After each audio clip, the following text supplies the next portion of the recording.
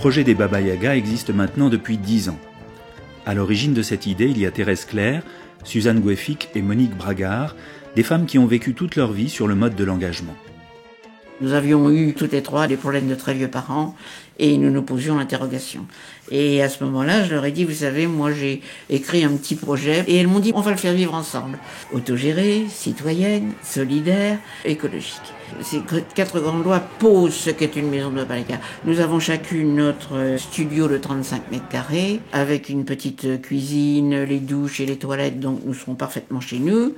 Mais en bas, nous aurons un grand espace de 100 mètres carrés dans lequel va s'élaborer la vie collective, mais je voudrais une vie collective intelligente. Nous avons élaboré une petite université populaire du savoir des vieux parce que nous allons avoir besoin d'un savoir nouveau pour cette tranche sociologique nouvelle entre les 70, 80 et 100 ans. Il va falloir élaborer une prévention à tous les domaines, la prévention du corps.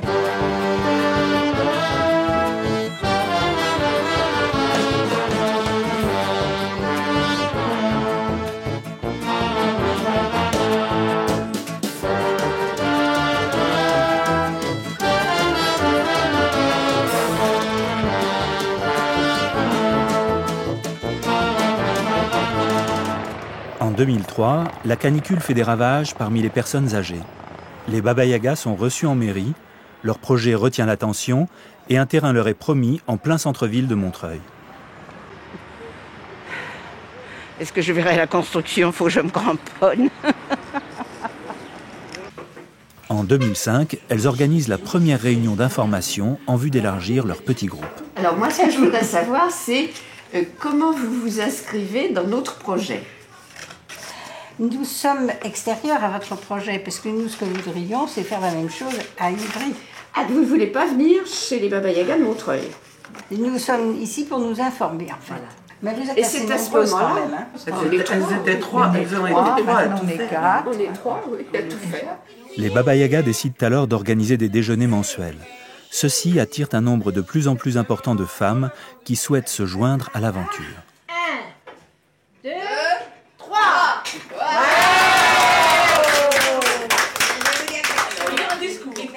Je fêterai mes 90 ans chez les Baba Yaga dans 25 ans. Un groupe se forme. Afin de mieux se connaître et d'apprendre à vivre ensemble de manière autogérée, les Baba Yaga se mettent au vert plusieurs fois par an. Là, s'élabore collectivement une réflexion de fond sur le projet. Dans les cas d'extrême altération mentale d'une résidente, Et la maladie mentale, le degré se mesure à la tolérance de l'entourage. tout à fait. Absolument. C'est bien sûr les résidentes qui diront c'est plus possible, il faut se lever 20 fois dans la nuit, elle ne nous reconnaît plus du tout, bon, qu'est-ce qu'on fait?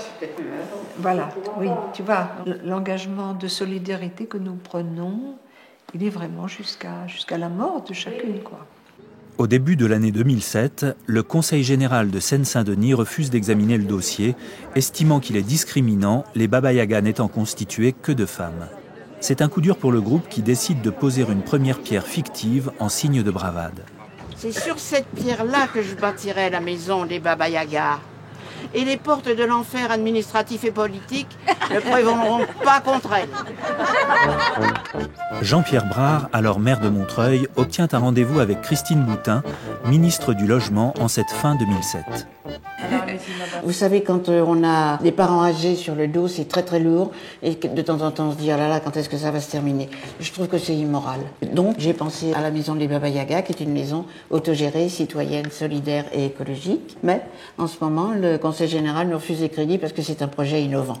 Nous trouvons la pile de la mer, parce qu'on va avoir besoin de projets innovants.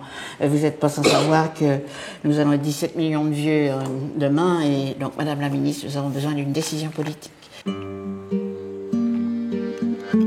Les Baba Yaga continuent de construire leur groupe et leurs projets, mais le temps passe et laisse des traces.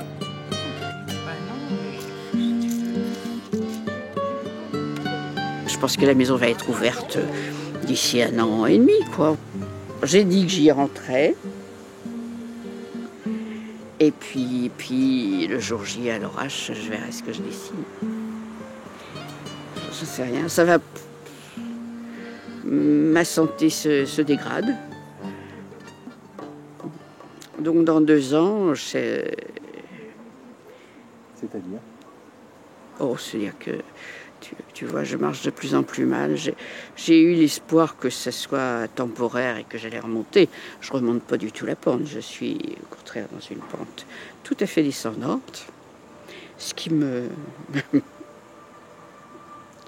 désespère, mais enfin bon, c'est comme ça. Qu'est-ce que tu veux ?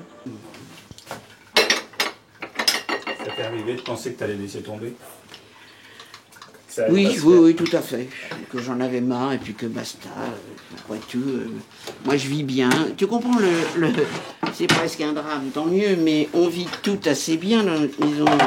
On a toutes, chacune, notre petite retraite, pas très importante, mais enfin on vit gentiment. On a nos appartements et notre fonctionnement de vie. Donc la maison des Baba Yaga n'est pas vraiment un besoin urgentissime. La maison des Baba Yaga, c'est un projet politique, c'est un projet à long terme, c'est pour vraiment changer la mentalité des vieux et la mentalité de la société, de la société vis-à-vis des vieux. Mais après tout, on vit bien là où on est, chacune dans notre coin. Alors, un projet qui n'est pas urgentissime, ça devrait se faire au contraire dans l'euphorie, la paix, l'intelligence, la projection. Et là, en ce moment, on est un petit peu bloqué. Au printemps 2008, Dominique Voynet remporte les élections municipales et devient maire de Montreuil.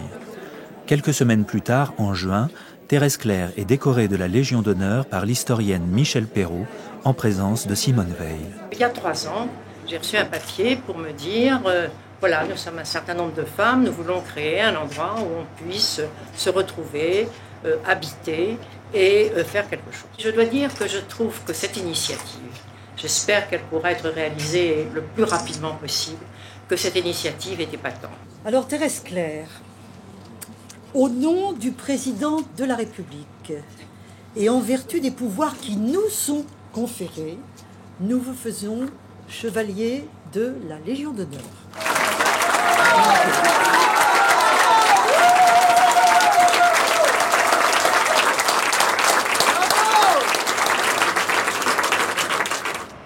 À partir de là, les choses s'accélèrent. Début juillet 2008 a lieu en mairie un comité de pilotage qui réunit tous les acteurs du projet. Quelques mois plus tard, le financement de l'État est acquis. Celui du Conseil général suit très rapidement. Une gestion dont on sait qu'elle nécessite des mises au point délicates. Ah mais c'est bien, je pense qu'on est passé de la théorie à la pratique cette fois-ci. Hein. Voilà. Les journalistes sont tous pendus à mon téléphone. Alors c'est quand J'ai dit plus tard. Je crois que ce qui nous a aidés à avancer, c'est la volonté d'utiliser autant que faire se peut les outils de droit commun. Demander à l'Office public de l'habitat de Montreuil de s'occuper de ce dossier, c'était regarder ce dossier non pas comme une sorte de mouton noir, mais comme un dossier comme d'autres, avec ses spécificités, ses difficultés, mais aussi avec la capacité peut-être de le rendre acceptable, de le rendre compatible avec les modes de financement qui existent. Ne pas monter un projet à part, même si son objet reste assez spécifique, assez étonnant et conserve une dimension expérimentale.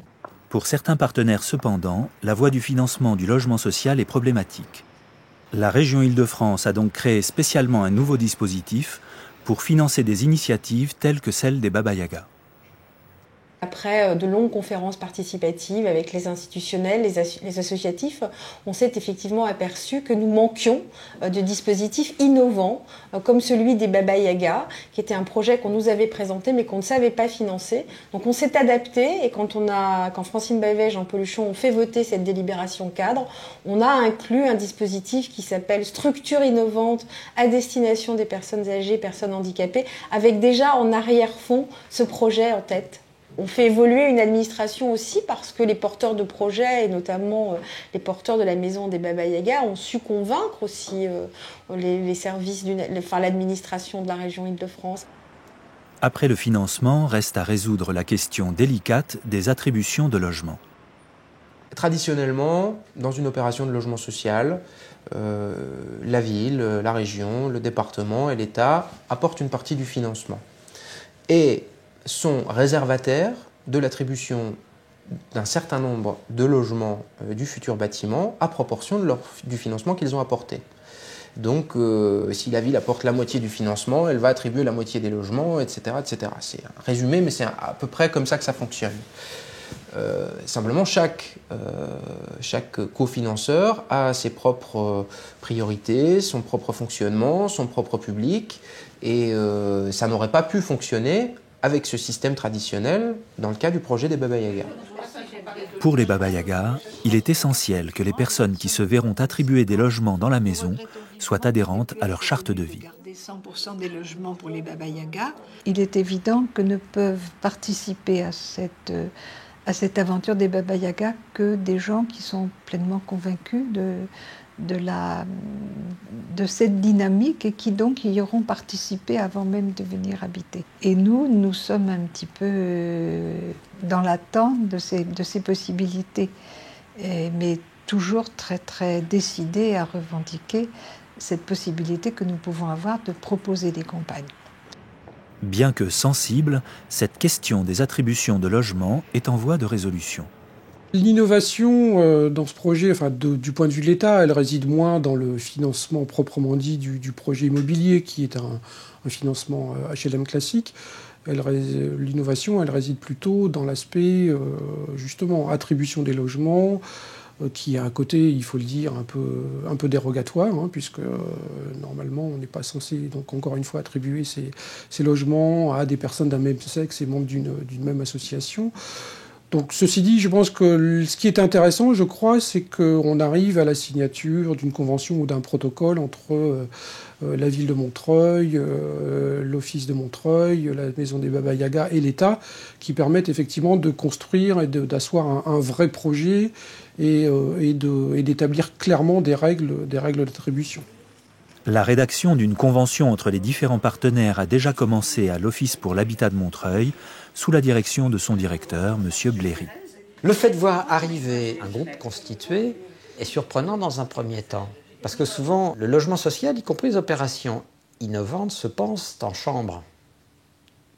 Font l'objet d'une conceptualisation sans les intéresser.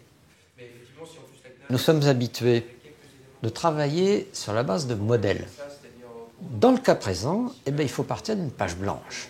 Et il faut inventer, il faut écrire de A à Z les règles de fonctionnement de notre expérimentation. Finalement, l'échange, le travail avec les Baba Yaga, c'est avéré un travail extrêmement stimulant. Parce que le fait de dialoguer nous protégeait du risque de fabriquer un projet uniquement conceptuel. Et il nous fallait en même temps bien veiller à ce que ce projet local conçu avec un groupe constitué ait bien une dimension large, ouverte, qui intéresse bien au-delà de Montreuil. Aujourd'hui, Thérèse Claire fête ses 82 ans. Toutes les Baba Yaga sont là pour la regarder souffler ses bougies. Plus que 2, et elles pourront entrer dans leur nouvelle maison.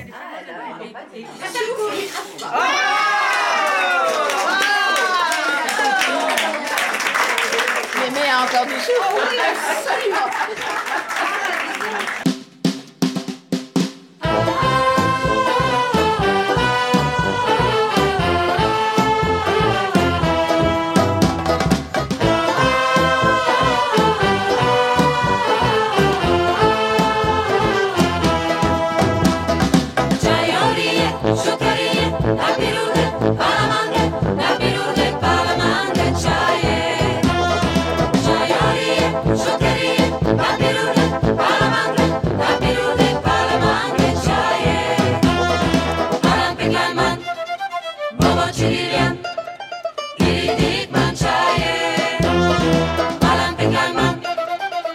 Chilian.